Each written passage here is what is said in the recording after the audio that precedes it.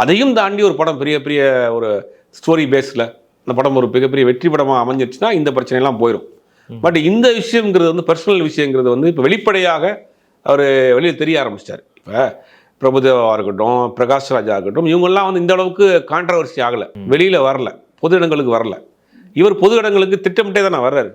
அப்படிங்கும் போது இது வந்து ஒரு அவருடைய கேரியரில் கொஞ்சம் பாதிப்பு ஏற்படுத்துறதுக்கு வாய்ப்பு இருக்குது. இவரோட இந்த பிஸ்னஸும் ஏதாச்சும் மார்க்கெட் வந்து இப்போ மற்றவங்க நம்பி இப்போ டேரக்டர்ஸோ ப்ரொடியூசர்ஸோ படம் பண்ண வருவாங்களா அப்படின்ற ஒரு கேள்வி. இல்லை, ஒரு சந்தேகம் தான். ஏன்னா இவர் இந்த மாதிரியான ஒரு ஸ்ட்ரெஸ்ஸில் இருக்கிறாரு, ஒரு மன அழுத்தத்தில் இருக்கிறாரு. சரியாக ஷூட்டிங் வருவாரா, சரியாக கோஆப்ரேட் பண்ணுவாரா, நம்ம கொடுக்குற எமோஷனில் பண்ணிடுவாரா, கொடுக்குற சீனை கரெக்டாக கன்வே பண்ணி நடிச்சிருவாரா, இடையில அவர் ஏதாவது விட்டுட்டு போயிடுவார் அப்படிங்கிற ஒரு குழப்பம் இருக்கும்ல.